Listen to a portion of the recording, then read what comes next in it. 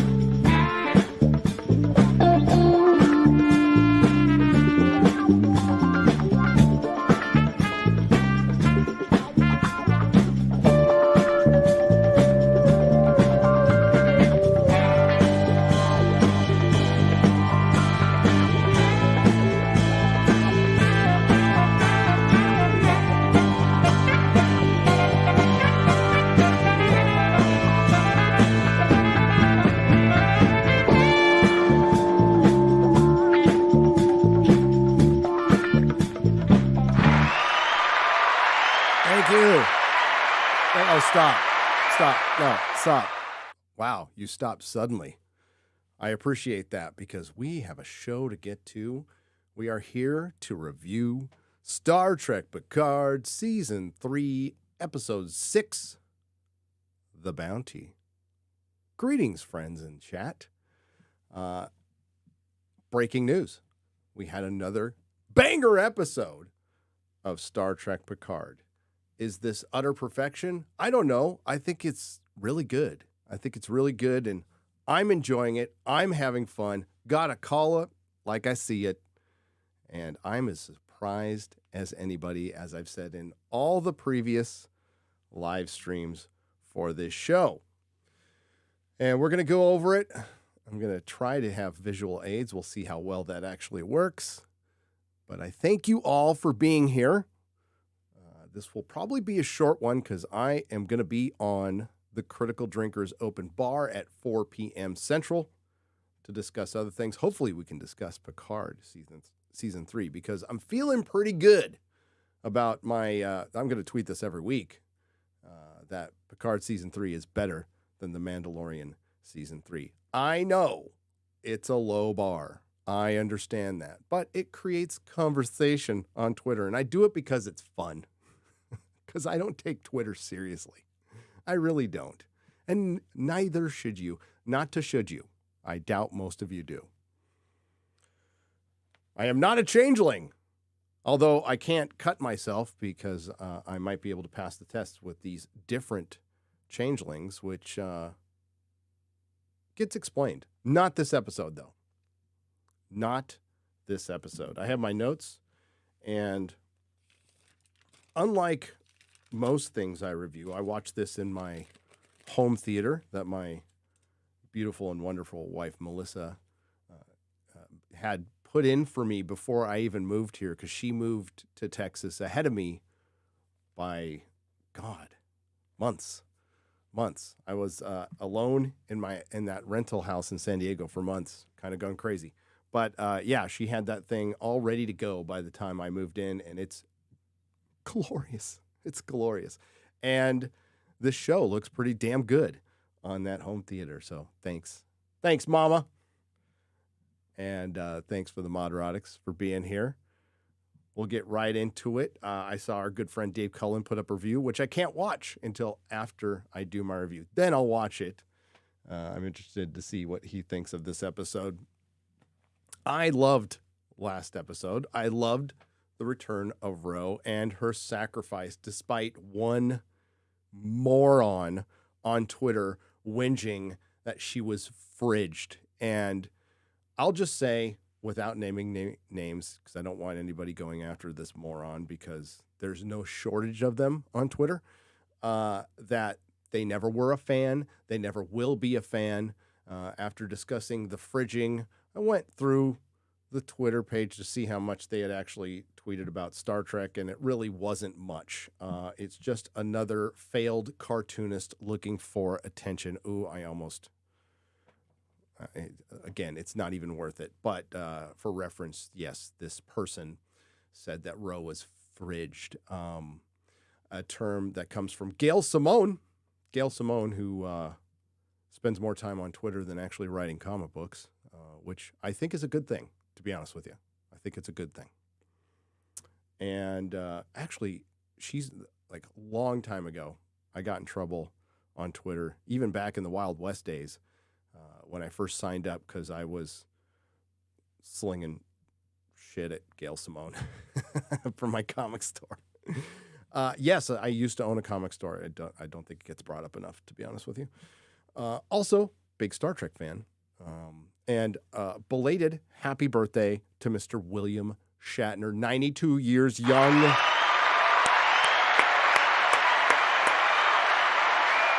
I recently saw him at a screening in Austin for The Wrath of Khan, and he was brilliant, full of energy. God, I hope I have that much energy if I make it to 92. Probably won't, but if I do, I hope I'm like William Shatner. He was pivotal in my life growing up. I was watching Star Trek before Star Wars was even a thing.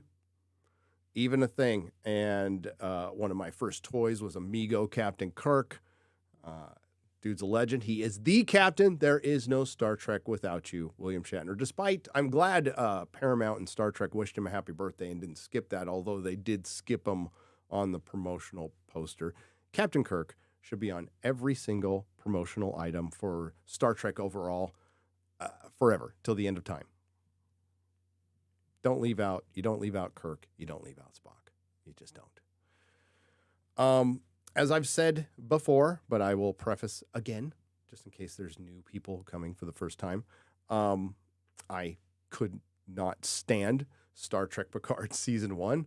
I think it is some of the worst written television I have ever seen. I owe you all a thorough, and I mean thorough, review, which I've been putting off because I have to watch it again. On one of my computers, 20 minutes of it's done, which was done back when I was in San Francisco. That tells you how long ago. So I'll probably have to redo it, but I have some really good clips in that I want to reuse.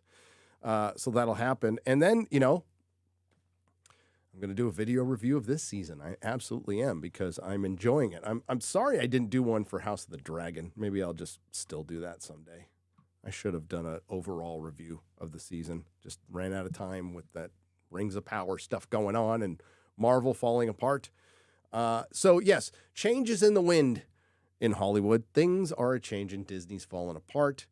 But here we get this gift. Something we didn't think we'd get. Something that is constrained because of what came before.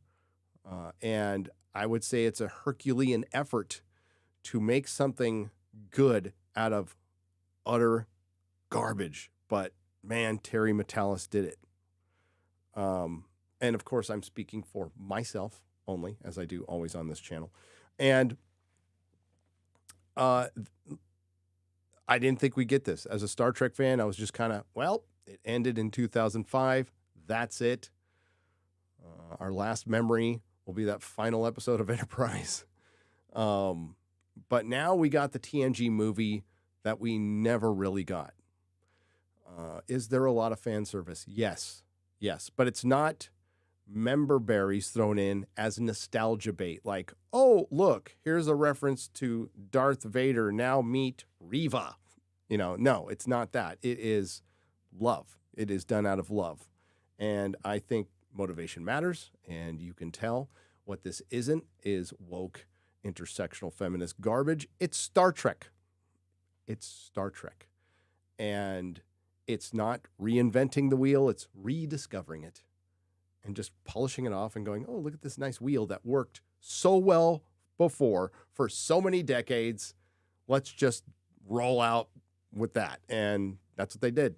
Yes, there's a lot of homage references. And this one, wow, this one has a lot of people coming back, a lot of Easter eggs. One that just chef's kiss, especially the day after William Shatner's birthday. I just think it's right. It's something small, and you got to keep your eyes open for it, but it's there, and we'll get to it, and I've been hinting towards it, and there's more to come. There's more to come.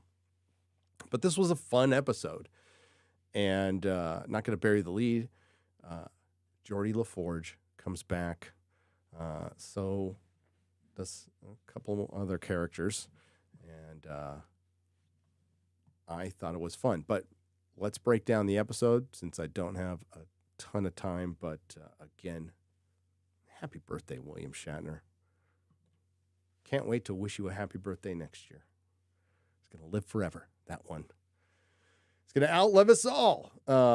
Okay, so last episode, we ended with the Titan on the run.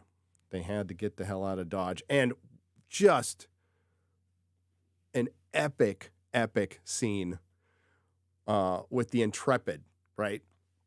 Everybody was talking about it last week, and there's a couple really good shots. So after Ro sacrifices herself, by the way, sacrifices herself to not only save the crew of both ships, the innocence of both ships, it's to give Picard and the other crew a fighting chance to survive and finish what she started. She had been working with Raffi and Worf. She was their handler in Star Trek Security. This also wrapped up just, a plot thread left from the, from TNG series that we never thought would get wrapped up, and it did. And it was just so unexpected and well done. I love Michelle Forbes. Who doesn't? So after they're on the run, but so she sacrifices herself flying the shuttle right into the one of the nacelles, and the Intrepid starts going down, and you see that shot of Picard. It's the silhouette. It's with the Intrepid like on fire in the background, and just look dope. But what was better? Sorry, I'm still fighting a cold, folks. If I sound a little congested, I am. Liquid good. Sorry you had to hear that. I probably should have muted it. See, I got a little cough button. And after the ship goes down, Sidney LaForge is all, they're putting up their shields again. It might have been her. Might have been the other crew member. But as it comes back up, it looks like an angry starship. And I don't know how they pulled that off, but it was dope. This is why I like this shit. This is why I'm a fan. It's little stuff like that. And yes, it was ship porn. It was ship porn of the best kind. That needs to go on Ship Pornhub. Lots of pausing moments in that. So the Titan goes on the run, and they hook up. They put out a fake transponder, so it draws in 3 other Federation ships and the Shrike. So the Shrike is still around. It's not completely out. Vadic is back. She is back. And she is being portrayed very dramatic. Very dramatic. Once you get the background of these changelings, it might explain it. Some people might think it's a bit over the top. Okay, I'll accept that argument. Still, she is a mustache-twirling villain and a changeling, as we know. And she's with a radical sect of changelings. That's all we know, or that's all we suspect. We don't know right now if they broke away or if there's something else nefarious going on, we will find out in later episodes, I assure you. But there is a bigger bad out there that she is answering to. She is just under the guise of a bounty hunter, but there seems to be something else going on, and there is. And we find out in later episodes.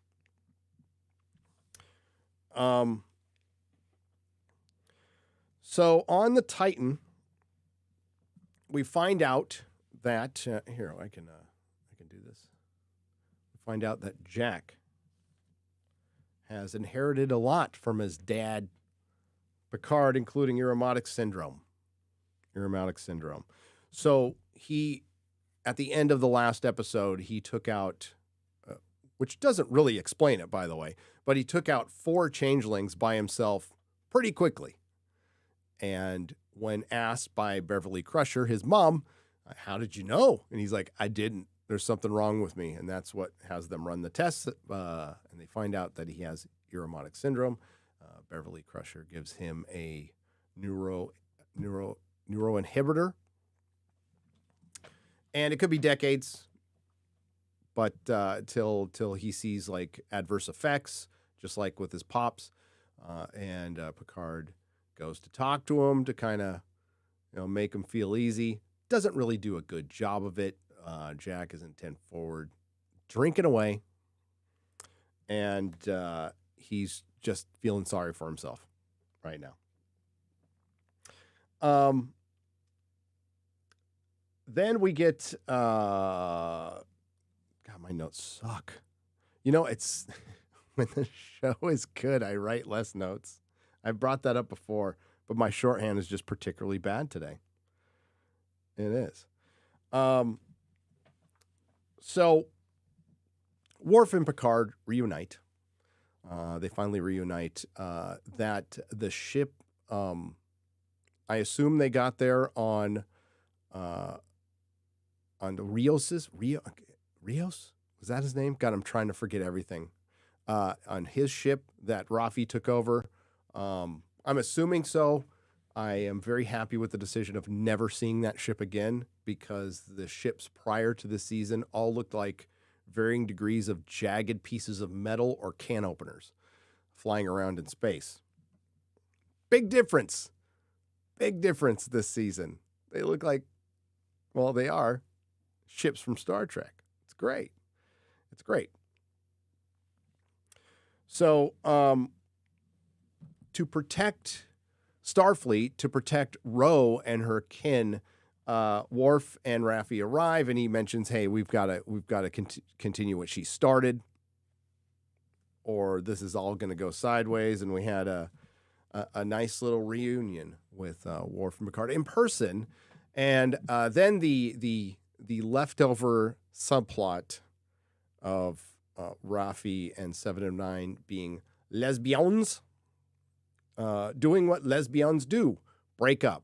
So they acknowledge it very briefly with a, "Hey, how you doing? I'm good. Okay, let's move on." There's one more reference to it that's a pretty funny joke that we'll get to in just a second. But I'm glad that's basically how a lot of the holdover, the holdover of a lot of horrible decisions is being dealt with. It's trying to be dealt with quickly. There's another one that's hanging out there. But as I said, there's 2 that get just retconned right out of existence. And thank you. I do appreciate that. I'm forgetting another one, but I'll just have to put that in my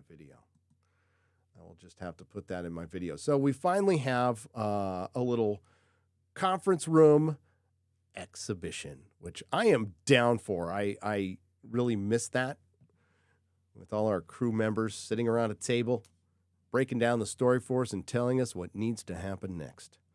So they decide that they need to go back to the scene of the crime. They need to go back to Daystrom Station, because it turns out, as we suspected, the portal weapons that were ejected a couple of episodes ago were merely used as a distraction. I'm sure they wanted to keep them, probably pretty handy weapons to have, but they got rid of them, and destroying the Starfleet Academy was simply a distraction.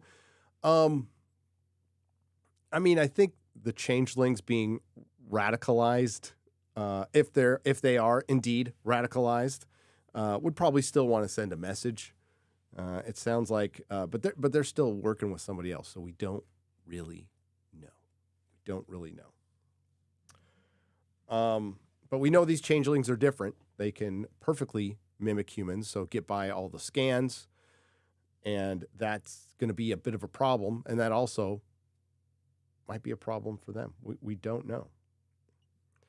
But there's something else. That whole destruction of the Starfleet Academy was a distraction to get something else, another weapon. We don't know what that weapon is just yet, but they're thinking, well, I mean, the portal weapon's pretty dangerous. What could be worse than that? This is very bad.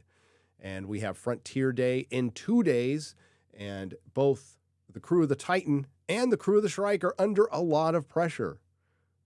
With that scene with Vadic, she even kills one of her own who was like, hey, we got 2 days and we haven't found shit. And that's not paraphrasing, obviously.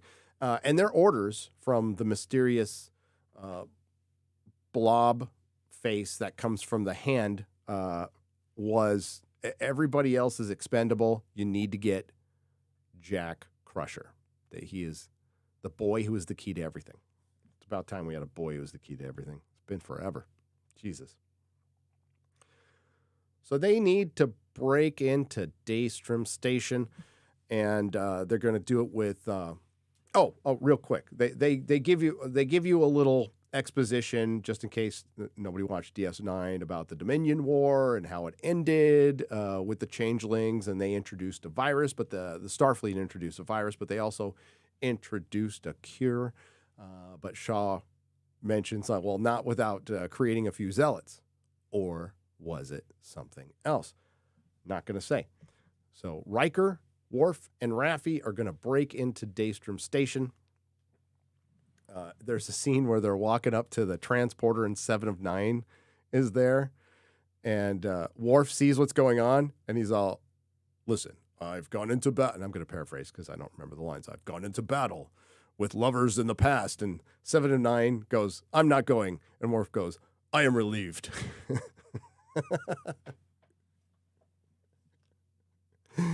I was just practicing deception. He's all, rarely on my world do breakups end without bloodshed. Well, I mean, have you seen a lesbian breakup? Ho! Sorry, had to do it. So, yeah, I'm sure somebody is going to complain on Twitter about this. About, oh my God, they had the lesbian couple break up. Have you known any lesbian couples? I have. They all broke up. Every single one of them.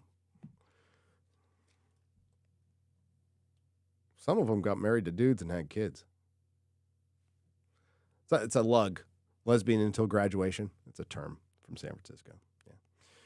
So they go to Daystrom Station, that has, remember, a very sophisticated AI that's illogical. So they got that little passkey.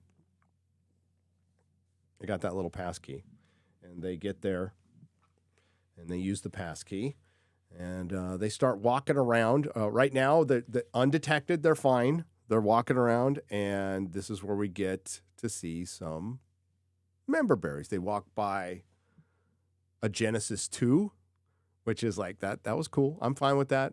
I'm fine. I'm absolutely fine. Then they walk by. Is it the essence? Is it the body? Is it, I don't know, of Captain James T. Kirk. That's right. Raffi just walks by it, and it shows like a human body or skeleton kind of rotating, and it says Captain James T. Kirk. Is this a reference to The Return? I don't know. Your guess is as good as mine, but the fact that he might still be alive somewhere in Daystrom Station, hopefully he's not conscious and in some sort of hell like Data was in season 1. But I appreciate the effort because I hate Star Trek Generations. I can't stand that. That's why, in my head anyway, The Return is full-on canon. And The Avenger, right, the sequel, that whole set of books, which I read immediately to try to get the bad taste of that horrible Star Trek Generations. I hate that movie as much as I hate Kurtzman Trek. Okay, I do. I hate that movie. I'm like, okay with that. Nemesis is pretty bad too. But Insurrection, First Contact, I'm fine with. They all have pretty good soundtracks, though. This show has a really good soundtrack. So they walk by Captain James T. Kirk. So happy about that. And then an attack tribble, which is, why haven't they done that sooner? I mean, they're pretty dangerous, according to the Star Trek shorts. Remember that Star Trek short? Remember that with like the idiot and the tribbles and that bitch who just lets him die at the end? And that was like the epitome of this nihilistic postmodernism, no respect for the lore. Fucking Star Trek was that short track. God, I hated that one. Oh, made me angry. Nope, they just had it. Worf gets a little scare from an attack tribble that's got like this mouth of teeth. It's kind of funny. It's kind of good. And Riker calls him out, clowns him a little bit.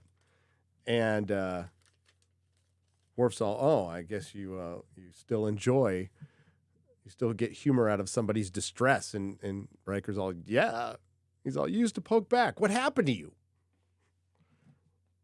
Jonathan Frakes is like so damn charming and good in this show. So the Federation has caught up to the Titan, and the Titan's like, Shaw's like, how? How do they keep finding us? Like, what's going on? We get an answer to that, by the way. So they have to bolt. They have to leave behind Riker, Worf, and Raffi as they're searching around Daystrom Station. And they said, hey, we'll be back. But Sidney LaForge, I like Sidney LaForge, by the way. The LaForge kids, including one of them is why am I blanking on his name? This is bad. God. Early onset Alzheimer's is real on the live stream. LeVar Burton, his real daughter, is in this, which I think is cool. I think it's very cool. Plays one of his daughters. Sidney is like, I don't think that's a good idea to take off to Atham Prime. They need to go to Atham Prime.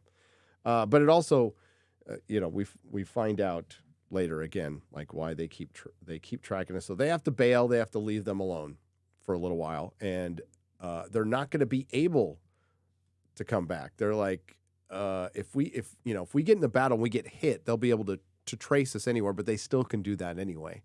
So we can't come back unless we're going to be invisible. Wonder what that means. Well, unlike in previous Star Trek and all of Star Wars and all of Marvel and most of comics and most storytelling in Hollywood, they actually follow up on something they set up. They don't forget their own canon, which I appreciate. So the sophisticated AI, we find out what the sophisticated AI, and we find out why it's illogical in just a moment. But this is where Moriarty comes in. And he's great. Now, when I was not impressed with any of the trailers from Picard season 3. It just looked like more of the same. And I was like, why are they bringing back Moriarty? But in this sense, this is a scene that felt very much Star Trek and also just a teensy bit Doctor Who. Just saying, teensy bit. And I like it in a very good way. So Moriarty is part of the AI, the security AI. So he's not the Moriarty from before, but it is connected to something. By the way, the bullets he's shooting, very real. So they are in danger. They need to figure it out. But we keep hearing a tune. And because Riker's a musician, he's all, that sounds like F sharp. And we hear more of the tune, and he's like, I recognize that tune. And we get an actual visual reference to Encounter at Farpoint, to the very first episode of TNG. and we start recognizing the tune. A little whistling going on, and I'm not going to whistle for you here because I have a cold, but it's a reference to Data. That's right, to Data. If you remember that holodeck scene, which I'm sure you do. I'm sure you do.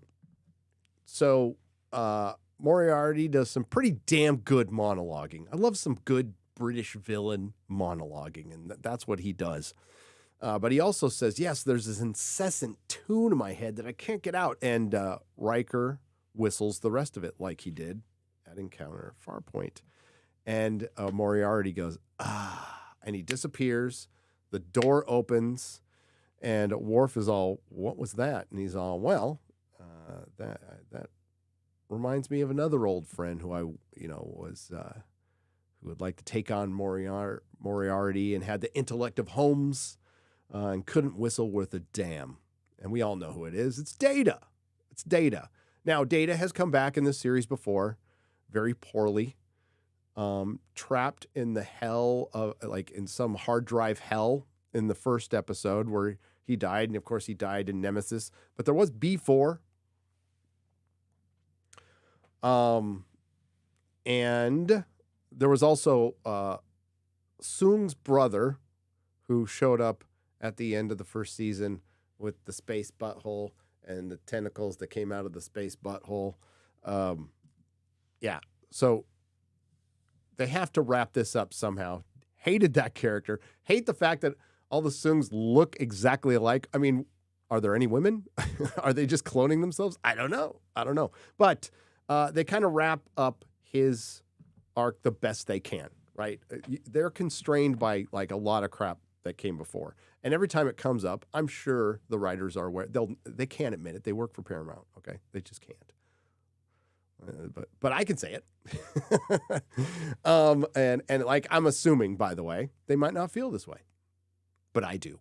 That they're like, okay, we have to reference previous Picard. How can we do it in the smallest amount of time as possible? Fewest words on the script, because we know it's going to make, it's going to bring back some PTSD, and I think they try to do a good job. So Raffi's messing around on the computer. They walk up and there's Data, by the way. It's an older version of Data.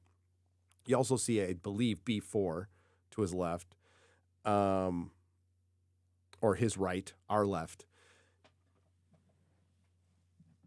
and as she's, going through the systems, she finds out that this is, she pulls up Alton Soong, and he's got a little recording going, I originally created the golem for Picard that I gifted to Picard to extend my life, to extend my legacy. But I found out that, to protect, I forgot how they put it now. I'm doing a terrible job here. Let's get to the reference there. I can even, because I think it's a good enough line to where if I turn on the subtitles, I wasn't really going along with the episode there, was I?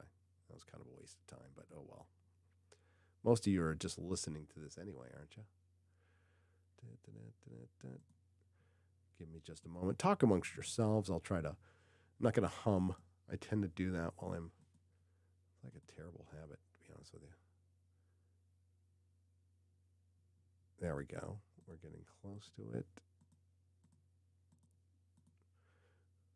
Oh, bookmark that. We go back to the Titan, and it arrives at Atham Prime, where there is the old space station, and it's basically a Starfleet museum. Let's see if I can get some references, and we'll get back to Data. God, this pauses on some weird places. There we go. That's a good one. That's a good one. Oh, look at that. What's that? That's the Enterprise. That is the motion picture refit Enterprise. It is beautiful. That is a gorgeous ship. That is the greatest ship ever made. That is sexy. I love it. So they're at the old star base, and it's surrounded by just beautiful ships, including Voyager, second version of the Defiant. They point out the New Jersey, which is like old school constitutional class from the 60s. Yeah, it's freaking cool. And it's all meant to be member berries and fan service, and I am here for it. So it's Commodore LaForge now. They arrive there, and he's like, Picard, I don't know what the fuck you're doing, but you need to give up now. So he beams on board, and we see Geordi LaForge for the first time. And it was awesome to see him. It was brilliant. He gives Beverly a hug. He says hi to Picard, and he's like, we don't have time for introductions or anything. We've got a serious problem. I'm on my third memo to Starfleet to tell them that it's a really bad idea to have a frontier day and have all the ships in one place, and they're not listening to them. There's reasons for that, by the way. And Picard says, hey, we need help. We need you to clone a transponder and scramble it so we can get the hell out of here and go help our friends at Daystrom. And he's like, so you broke into Daystrom and you're on the run. Like, I know you're on the run. You're on the run with my daughter. No, I'm not going to help you. And, you knowingly put my daughter in danger. And Picard responds like, hey, no, your daughter's in Starfleet now. Like, this is part of it. Geordi's being a protective father. And it's causing a lot of awkwardness with Sydney. And her sister is there too. Just great stuff, though. Great stuff. And there's a good sit-down scene between Picard and LaForge just talking. Picard's obviously a new dad, but they're talking about, damn, we're stubborn, we're old. We want to pass on the best to our kids, but sometimes we pass on the flaws, which, of course, yes, you get everything as a father. Nothing humbles you while having your own personality reflected right back at you. You're like, so part of being a parent is being a giant hypocrite, just so you know, massive hypocrite. Like when me and my wife are like telling my kid, you got to do your homework and you got to go to school. And we're like, we never did that shit. Are you kidding me? God, I suck. But it's the truth. And he's but then sometimes they surprise you. And like in my kid's case, they're really nice. They're really nice, grounded kids. Kind of want to. If they didn't look like me and I wasn't there and got the blood test already, I'd probably still ask for DNA tests for both of us, both me and Melissa. But maybe they got mixed up at the hospital. I don't know. I digress.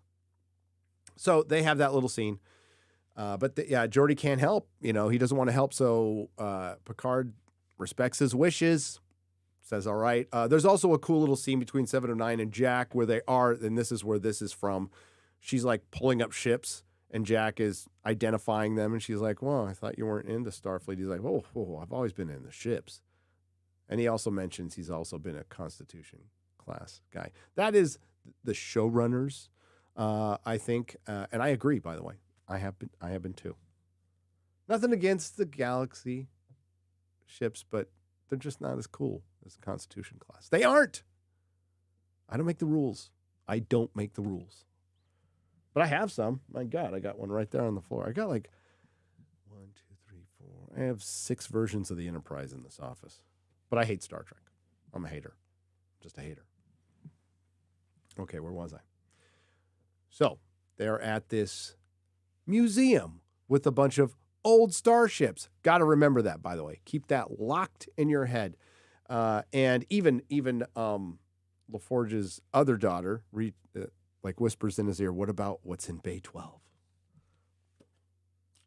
Or Hangar Bay 12. And I'm guessing that comes up later. There's also the Bounty. That's right. The Klingon bird of prey from Star Trek 4. They had a little trouble getting it off of the bottom of San Francisco Bay, probably because of all the, fentanyl and hypodermic needles and poop. Oh, no, it was the cloaking device. My bad. My bad. I could say that. I lived there. 18 years. Ugh. But yeah, the bounty is there too, fully restored with a cloaking device. So Picard's going to respect Geordi's wishes, and they're going to have to fight it out, apparently. But as they decide that, the kids get together. So the two LaForge daughters and Picard's son decide to do a little minor larceny and steal the cloaking device off the bounty for the Titan so they can get Riker, Worf, and Raffi back. And once they start stealing it, an alarm goes off, and LaForge starts getting mad at Picard. And Picard's like, I'd never steal from you. And then they both go, oh, it's our kids. And seeing the next generation kind of team up, I thought that was really cool. And the daughters aren't, they're getting mad. Like, Sydney gets mad at her dad. She does, for being too protective, and she does what kids do. She throws right back at him what she learned from him. So she's like, you're trying to protect me, but I'm Starfleet. This crew is my family. He's like, they're not your family. She's all, yes, they are. You taught me that. I learned it from watching you, Dad. And he's like, oh. So, they are stealing the cloaking device, and that's the point where Geordi decides to help. So he helps because they're fucking it up. So he helps. They get the cloaking device and they go back to Daystrom Station. Now, back to Data.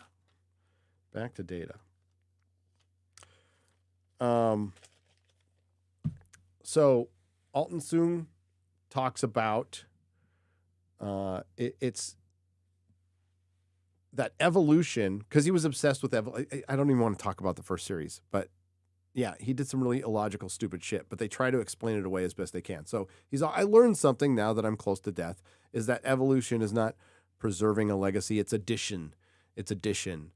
So, and the whole point in the first episode was the synths, since they were banned, were going to kill all organic life for preservation, which by the way, the door is still open on that because they made the phone call to the AI gods who are out there that said, hey, if you ever call us, we'll come and exterminate all the organic. God, it's so dumb when I think about it. It makes my brain hurt a little bit. So let's not talk about it. Let's just move on.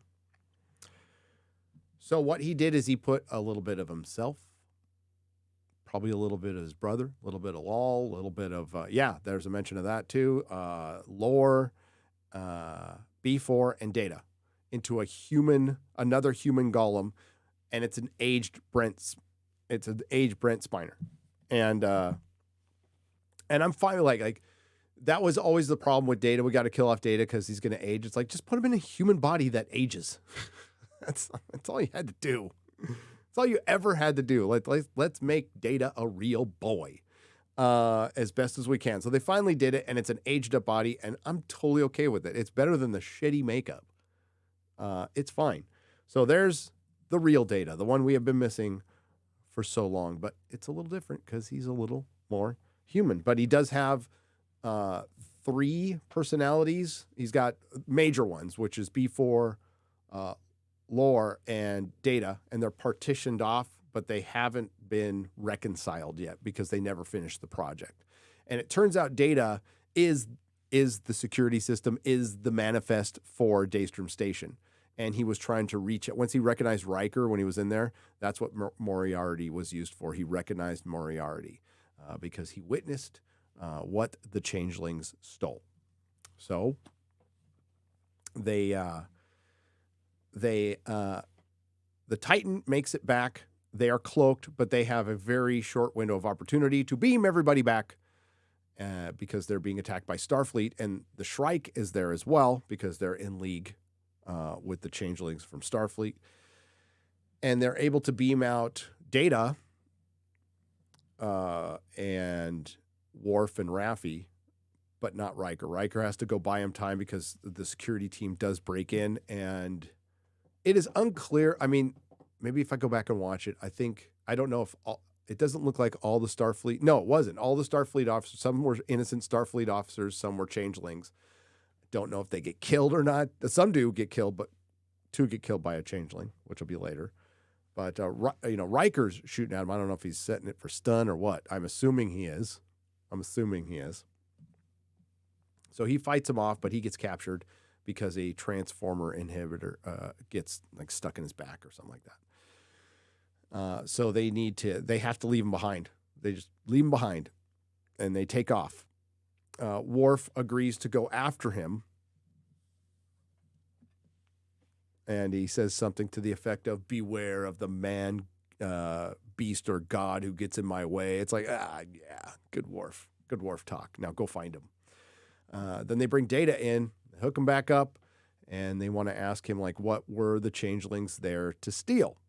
And we get, like, proper Data coming back at first. And, when they came back without Riker, they said, we lost Riker, but Worf says, but we did gain one friend, and he moves away, and we get the reunion that we should have had a long time ago of Geordi and Data, and that was pretty cool, although Data wasn't awake.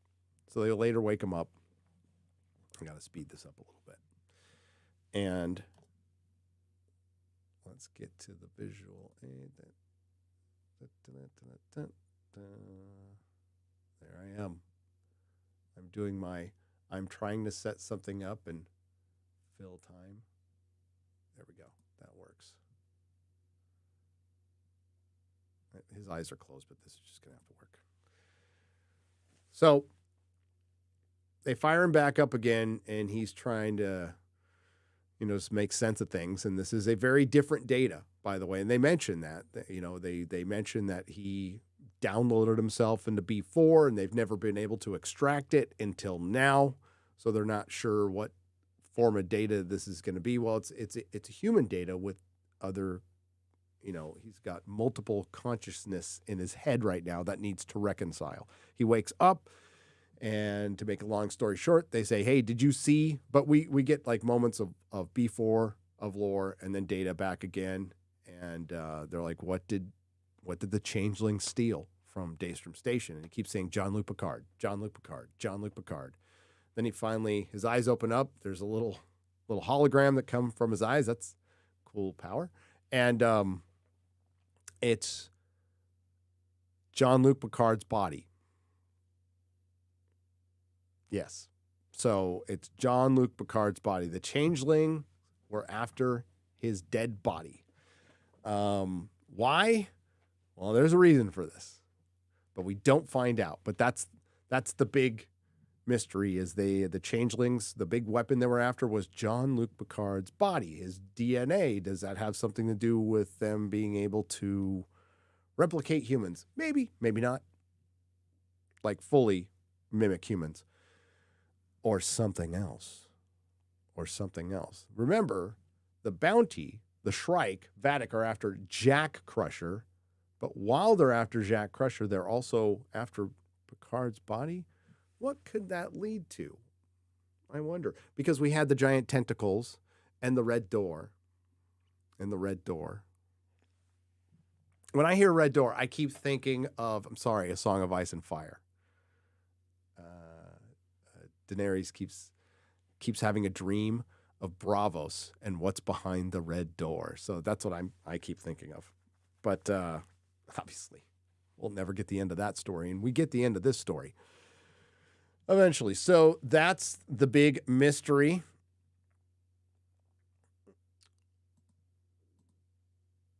And then we go back to Riker, who is getting the crap beat out of him by Starfleet security. And then one of the security team shoots the other two, and it changes back into Vadic. And she's like, hello. And she grabs him. They go back to the Shrike, beats the crap out of him a couple more times.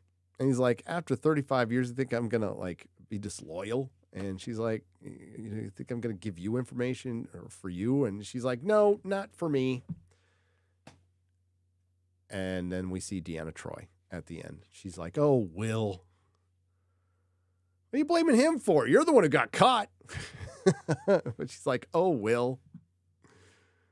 Ain't that just like a woman? It's like, I'm getting tortured. You got yourself caught. And that's where it ends. Very, very, very good episode. And I always watch this one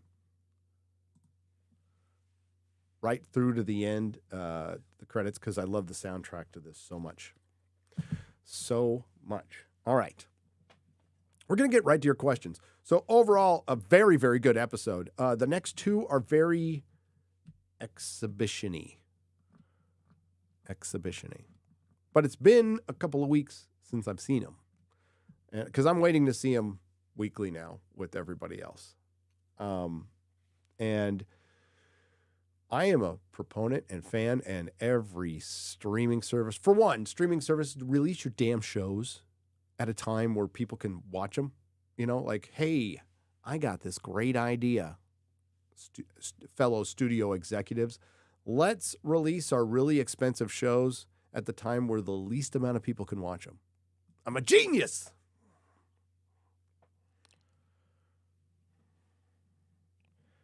So, yeah, release them at a decent hour, you know, like HBO does. But again, I'm a proponent of weekly. But this is going to be one you'll probably want to binge the hell out of when it's all done. I say the series is good. It's solid. And it's something I never, ever, ever thought we would get. All right, here we go. Nerds Gold for $10. I thought for sure they stole was going to be lore. Now that they've told us, though, I can only think of one possible group that would be interested in Picard's body. Yeah, it's pretty obvious. I figured it out by this point. I mean, considering that they've brought up that name before, but you'll just have to wait and see. It might not be what you expect. Or it might be. Who knows?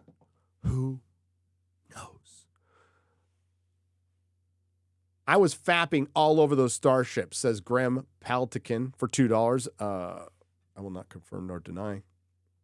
One does not fap and tell. Okay. Loki Aroth, welcome to being a member here at Nerdrotic Live. Appreciate it. Graham Paltakin for $2. I could have done without the 7 Raffi moment. They made a joke about it, so I'm fine. I think there was maybe I'm reading too much into that joke, but I laughed out loud when it happened. Saw Pogo and Data on the thumbnail, and it reminded me of the music, which I haven't heard or seen in a while. Great remix, too. Well, Armando94, there's a great show called The Flashcast. My good friend Yellow Flash does a Flashcast, and he opens with that song all the time. And I love that song. Graham Paltikin for $2. Oh, Kirk lives. I'm so happy about that. I mean, he's trying to right some wrongs, this Terry Metalis. He's trying to do it subtly, and that kind of happens when your executive producers kind of F off and don't really give a shit. They don't give you much money, but whatever. You know, I'm fine with low budget, good Star Trek. I prefer low budget, good Star Trek. Sorry you couldn't make it to the Shatner doc at South by Southwest. Was there one there? Oh yeah, I would have to go to Austin, and I try to do that as little as possible. I did go to the opening of the Mothership, which was unbelievable. I thought I was just going to see Joe Rogan. Ended up seeing Ron White, Kill Tony, Joe Rogan, and then he opened up for Dave Chappelle. A wasted Dave Chappelle, who was just on fire. Next week, I will celebrate making it for the 25 years making it for 25 years by watching FNT. Will you sing to me? Says Jens Andersons of Tari for 50 Swedish krona. Yes, we will towards the end of the show because we tend to lose a lot of viewers when we sing. I don't know why. I have a beautiful singing voice. Thank you all for all the laughter. Never missed FNT for 2 years. Hail to you, Jens. Cheers. That is dedication. Damn. Ryan for $20. Great episode, but I must admit I was begging Picard and crew would take the Enterprise A out for a mission. You know, I was too, but would it be appropriate in the Enterprise A? I don't think so. I would love to, but it's there now. It's there, and if people were smart, which they're not, they would hire Terry Metalis and, scrap everything else and go ahead with what he sets up at the end of this series. Nobody said Hollywood was smart. Look at Disney. Hulk Hogan's Giant Taint for $10. Good Writing 101. When Geordi is working on Data 2.0 and is struggling and his daughter says, use this, I rolled my eyes. Then she said, I know, you would normally too, and I know where you're going with this, and I love you for noticing it. I rolled my eyes. Then she says, I crashed, you know why I crashed ships so much? It's so I can spend more time with you. And you're just like, oh, there it is. Good Writing 101. It went from, oh, is this a girl boss moment to, no, it's a daughter who wants to spend time with her dad. And there's some reverence for a dad. So bravo. Bravo.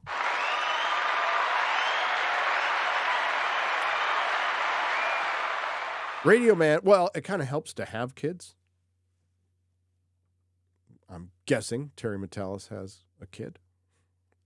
Radio Man 1017 for $5. Interesting that the USS New Jersey was a proper Constitution class starship, not the 25% different from Strange New Worlds' other sneaky Metalis middle finger. No, Terry Metalis would not extend a middle finger to people he technically has to work for and work with. I don't think he would do that. That would be terrible. But I will. 2. Modalicious for $5. I refuse to watch the show, but here's my money. I would have spent on my subscription only because you used Pogo in your title card. Well, that's Perry, and thank you, Modalicious, and love you, by the way. And if you guys, I get it. I'll say it again. I am not here to tell you what to watch. I don't need blind allegiance on this channel. You can disagree with me all day long. We can still be friends. But I would say it's worth checking out. It's definitely worth checking out. And I suspect some of you might someday. But listen, they were not nice to us. They have not been nice to us. They created a lot of division in this fandom. They are responsible. Fans are going to be fans. Fans are always going to be this way. But, even with my tweet, Picard Season 3 is greater than Mandalorian Season 3, I mean, you do realize that's like a normal Star Trek is better than Star Wars argument that I've been having since, since I was a kid. By the way, I always fell on prior to the Dark Times, I always fell on the side that they're completely different beasts. Star Wars is fantasy, is a Western fantasy. It's a very 70s, and Star Trek is very straight up science fiction. Straight up science fiction, which Star Wars is not. I went through, there were times I preferred Star Wars, there was times I preferred Star Trek. But I think as a whole, now that I'm 53 years on this planet, I think I prefer Star Trek simply because there's more of it. There's just more of it, and it's mostly, again, we're talking till 2005, it's mostly really effing good. But I like Doctor Who more. So there you go. And I like Lord of the Rings more than that. I like a lot of shit. I don't think we need to I don't know. I don't want to put all my eggs in one basket. You know what I mean? I just want to like a lot of stuff. God damn it, Gary. Why'd you use Pogo and the Data for a thumbnail? The Data and Picard song is going to be stuck in my head for the rest of the day. Hail Nerdrotic, hail FNT, says Freuder Dontoriskov. Oh, you give me a pronunciation. Freodor Dankskoevsky. Thank you for the $10. Thank you for the pronunciation. I think everybody needs to do that, even if your name is Bill. With me. Again, hail Yellow Flash. Hail Flashcast, because they put that in their opening. Also, I love refrigerators. I'm convinced season 1 and 2 Picard was an alternate timeline, seeing the TOS USS New Jersey, and of course the Enterprise I generally marked out. Yes, Andre Benson for $5. They could very easily just make this one, and we can all do it with our headcanon. Like, only this one counts. Everything is from... I said this from the beginning. I think it's in my second Star Trek Discovery review. If you put this in the Kelvin timeline, nobody's going to have a problem with it. They still might think it sucks, but nobody's going to have fundamentally a problem with it because it's in the Kelvin timeline.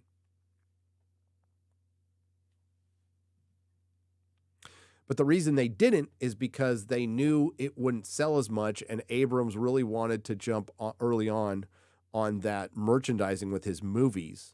And they asked CBS, this is for real, Robert Martin Burnett's talked about it. They wanted to kill all the other toys they made for Star Trek. And CBS is like, fuck you. By the way, like this.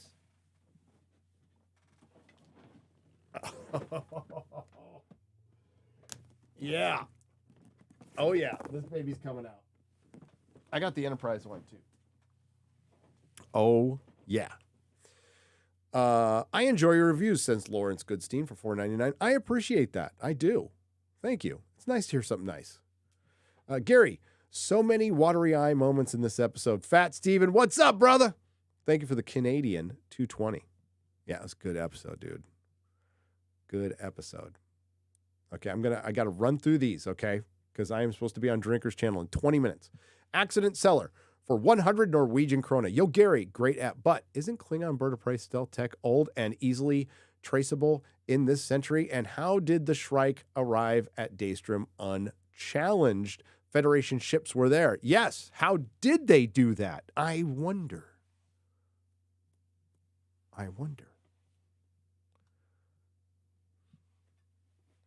Basic shapes for $10. I couldn't get past episodes still don't act like Starfleet. They're neurotic. I don't know. I would. It is nowhere near like season 1 and 2. Don't get why you guys love season 3 so much better than season 1 and 2, but the bar is low. James Cameron can't even find it. This is I mean, hey, that's your opinion. I respect it, but no, no, there is some modernisms, and I definitely don't like the F-bombs. Amanda Plummer's overacting a little bit, but as far as the crew members are concerned, no, they don't act anything like the other stuff. I mean, I've watched it all. Unfortunately, I've watched it all, and no, I don't agree with that.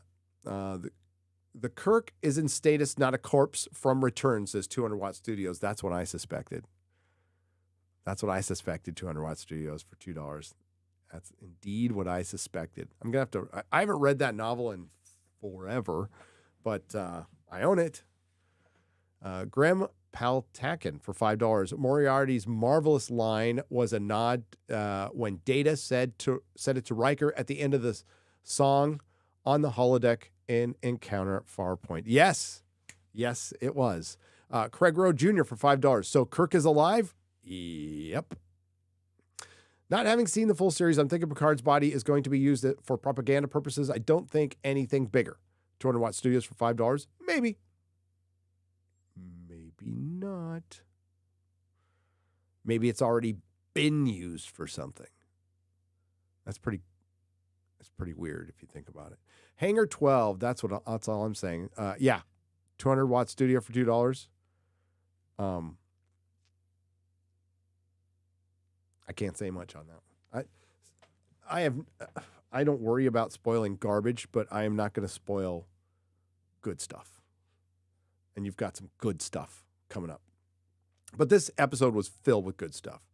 And this, again, I need to repeat, there is a definite difference. There's a fucking difference between nostalgia bait member berries and fan service. I have no problem with fan service in a franchise that was built by fans. There's always been fan service in franchises that were built by fans. Putting 3 Spider-Men together at the end of No Way Home was 1,000% fan service, and I fucking loved it. Bringing Tobey Maguire back and Andrew Garfield was fan service. Totally down. Every Doctor Who anniversary where they have multiple Doctor episodes, it's fan service. And I know some people hold their noses to that. I freaking love them. Love them to death. But as long as it's used sparingly. Multiverses are fan service done wrong. I'm not a big fan of the multiverse in any way, shape, or form. I think once in a great while they can be fun, but they get overused and they're used to do horrible things to a franchise. Fedor Dankstoevsky for $5. Haven't watched the show, but LeVar's race card pulling daughter being on is a red flag. Check out her race baiting when she worked on Rooster Teeth. Yeah, LeVar said some stupid fucking shit about cancel culture a year ago, which made one of my videos. I think it's consequence culture. No, I totally disagree with that. Maria de Sirtis said some stupid shit about my home state of Texas when people were dying. Actors say stupid shit because most of them are adult pretenders, are pretty empty-headed, and most of their information comes from their assistants or watching healthy doses of MSNBC and CNN and just state news, as I call it, state news, approved state news. They don't know shit. They're adult pretenders. But seeing them come back in this sense where it didn't leak through in the show is fine. But I am fully aware.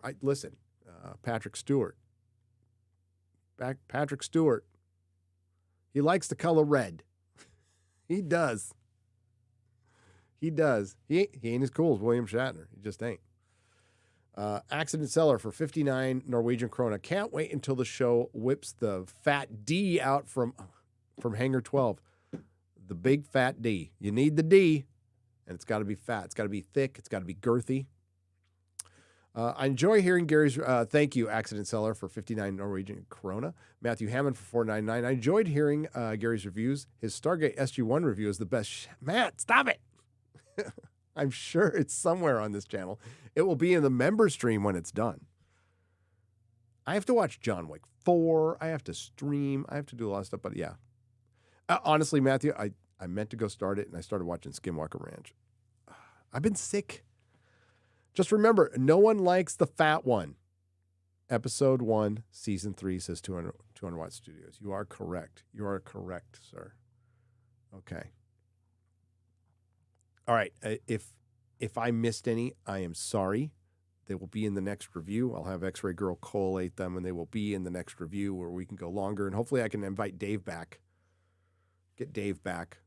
But I had to do it solo because I am supposed to be on a stream in 17 minutes. So if you're not sick of me yet, I am going to be on Open Bar with the Critical Drinker at 4 p.m. Pacific time. We are going to discuss Marvel. We are going to discuss The Mandalorian. And maybe, hopefully, we'll discuss this show a little bit because I'd like to. Very much. Very much.